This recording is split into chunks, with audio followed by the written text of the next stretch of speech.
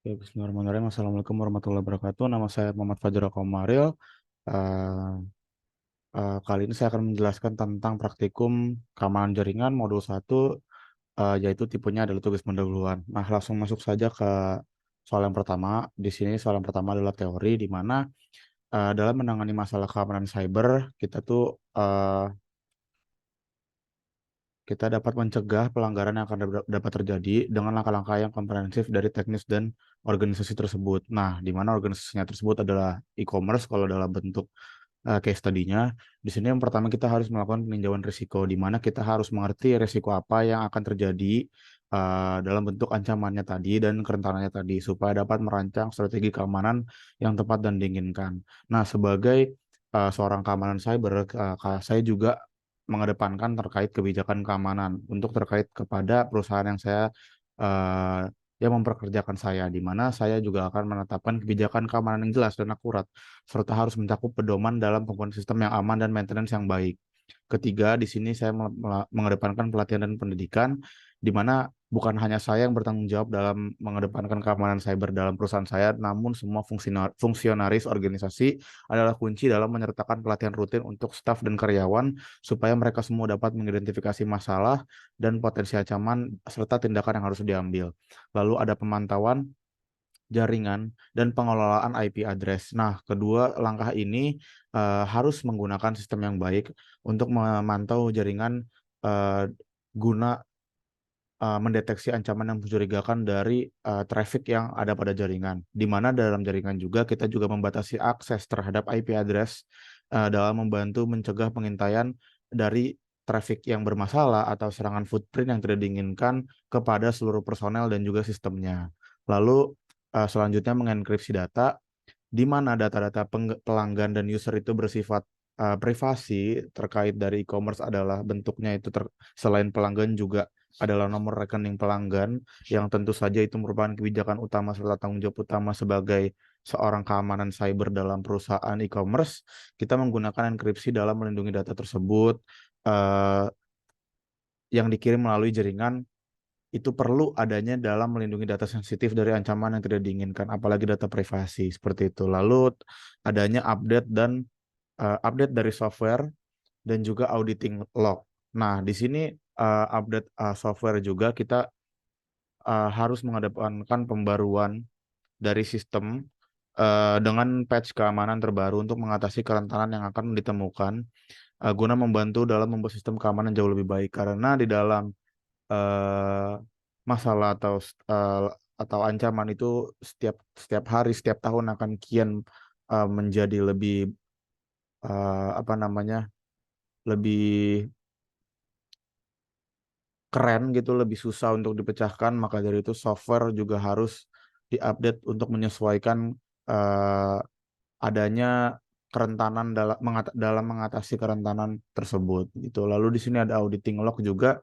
Kita juga mengaktifkan mengaktifkan sistem auditing dan logging untuk seluruh fungsionaris organisasi dan infrastruktur organisasi, yaitu organisasi perusahaannya, dalam melacak sehingga dapat melacak dan menganalisa aktivitas yang mencurigakan. Lalu terakhir, dengan langkah-langkah di atas, lebih baiknya dan penting adanya pengujian atau trial sebagai parameter pengetahuan atau keberhasilan apabila adanya kerentanan potensial terhadap serangan. Seperti itu. Lalu masuk ke praktis. Di sini yang pertama, kita mengakses website insecam.org seperti dalam screenshot saya.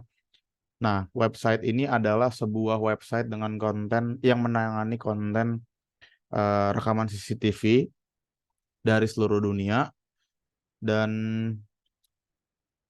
ini memberikan akses ke ratusan ribuan kamera CCTV tanpa ada pengamanan, karena konten dalam website tersebut adalah berupa rekaman asli dari sebuah CCTV yang ada pada sebuah lokasi. Nah, konten ini eh, konten dalam rekaman CCTV ini tersedia dalam website tersebut, berasal dari seluruh dunia, dan Indonesia adalah salah satunya. Seperti kita bisa lihat di dalam screenshot nomor 2 di sini, live cameras di Indonesia, eh, dan juga eh, live kamera di seluruh dunia ini. Nah, contohnya saya mengambil apa namanya, feed kamera dari negara Serbia, dengan kotanya itu adalah di Novi Pazar. Nah, di sini udah terlihat langsung mapnya, bentuknya itu ada di mana, eh, kejelasan dari kamera ini ada di mana. Nah, dengan adanya hal di atas ya, seperti yang tertera dalam screenshot saya terkait konten rekaman CCTV tersebut, itu diupload secara random dari berbagai negara, sehingga dapat menimbulkan kontradiksi dalam konteks yang negatif karena termasuk dalam pengaksesan ranah privasi seseorang. Karena kita juga nggak tahu bentuk dalam rekaman tersebut itu seperti apa. Seperti bisa dilihat di sini adalah factory perusahaan-perusahaan, namun di sini ada jalanan, lalu ada rumah, lalu ada ruangan yang kita juga bahkan nggak tahu siapa aja yang mengisi ruangan tersebut begitu. Lalu masuk ke dalam nomor 2, di sini kita mengakses website Whois Domain Tools dengan target website saya adalah imdb.com. Nah, imdb.com adalah sebuah website untuk mengakses informasi mengenai film, dan di sini udah ada recordnya record dari imdb.com dari website Whois Domain Tools. Nah, di sini tertera juga semuanya. Konten Whois recordnya telah diupdate, terakhir itu adalah tanggal 2002 bulan tahun 2023 bulan 9 tanggal 6. Nah, seperti itu. Lalu kita masuk mengakses website yang sama dengan site report netcraft.com. Di netcraft.com ini adalah sama halnya seperti Whois Domain, website yang memberikan penjelasan mengenai sebuah website di mana kita dapat melihat background dari website tersebut, kapan dibuatnya, lalu hosting company-nya juga tertera, hosting country-nya juga tertera, domain register-nya juga tertera, organization-nya juga tertera. Nah, seperti yang dicantumkan di data saya di bawah, di sini registran country-nya ada di US, lalu registrarnya adalah Mark Monitor di sini, lalu dates-nya adalah sekitar 10.019 hari, dibuat pada tahun 1996, dan nama servernya adalah ini dnxexternalmaster.amazon.com, IP address-nya adalah ini, dan tidak ada keterangan pada IPv6-nya seperti yang ditera di screenshot. IP location-nya di sini ada Amazon, United States of America di Northern Virginia, dan ASN-nya adalah ini, atau ASN itu adalah Autonomous System Number dari IPv4-nya di sini adalah ini nih satu autonomous IPv4-nya, dan IPv6-nya adalah not present. Nah, eh menjawab pertanyaan di nomor 2 ini, website Whois Domain Tools dan website instagram.org adalah dua website yang sama-sama menampilkan keterangan pada konten terkait privasi, namun penggunaannya itu berbeda. Di mana pada website whoisdomaintools.com itu konten dalam website tersebut adalah terkait informasi dari sebuah website, di mana pada contoh di atas adalah saya mengakses situs informasi film yaitu imdb.com yang berisikan seluruh data dari website tersebut. Namun pada website instagram.org adalah konten yang disediakan itu berupa rekaman CCTV secara real time yang dipaparkan secara gratis dan dapat diakses oleh seluruh pengguna di internet. Dilihat dari segi konten tersebut yang terkait akan privasi keamanan, justru di beberapa akses tertentu melanggar hukum karena dapat berpotensi sebagai persebarluaskan informasi yang dapat dipakai oleh pihak tanpa pertanggungjawaban.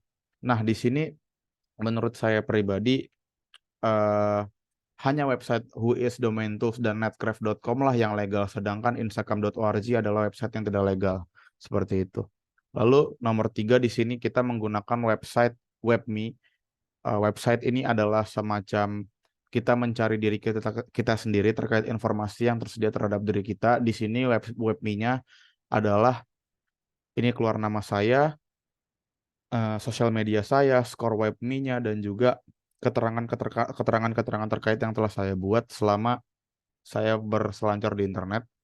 Lalu kita mengakses website people.yahoo.com, saya mencari juga nama saya, dan tertera juga akun YouTube saya, akun biodata saya di IMFTUI 2023, dan juga Instagram saya, sosial media saya. Nah, eh, website webme.com dan people.yahoo.com berguna untuk menjaga privasi kita sendiri selama di internet. Nah, dari informasi dari screenshot saya di atas, dalam internet nama saya alhamdulillah masih berupa baik-baik saja. Nah, kedua website tersebut sangat berguna apabila terdapat teman-teman yang ingin mengakses nama kalian di internet apabila ada kejadian yang tidak mengenakan nama baik kalian seperti itu. Lanjut ke nomor 4. Penjelasan dari Google Docs menurut saya adalah sebuah istilah dalam sebuah teknik pencarian diciptakan oleh para hacker dan orang keamanan di internet dalam menemukan informasi yang dapat digunakan secara tidak sah untuk mengidentifikasi sebuah kemungkinan, semisal ada breaching dalam keamanan di sebuah website. Nah, Google Docs ini menjadikan user operator di search engine Google dalam membatasi hasil pencarian menjadi informasi yang spesifik atau mungkin yang semisal adanya potensi terhadap pengeksploitasian terkait data pribadi, informasi keuangan, dan bahkan informasi rahasia negara. Nah, di sini pencarian keyword dari sebuah password di dalam Google Docs dapat menggunakan query di bawah, yaitu file type, dan in-text.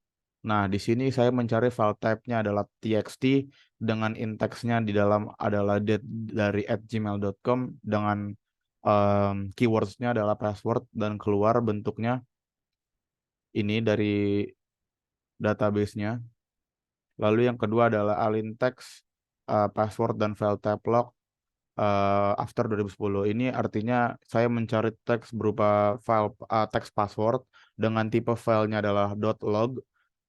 After 2010 itu artinya adalah tipe file log yang berisikan password yang telah dirilis dari tahun 2010 sampai sekarang, dan keluar juga search-nya, hasilnya, dan saya udah keluar datanya juga seperti itu. Oke, terima kasih, cukup dari saya Muhammad Fajral Komaril, Teknik Komputer 2021, izin menutup presentasi tugas pendahuluan keamanan jaring, praktikum keamanan jaringan pertama. Terima kasih. Assalamualaikum warahmatullahi wabarakatuh.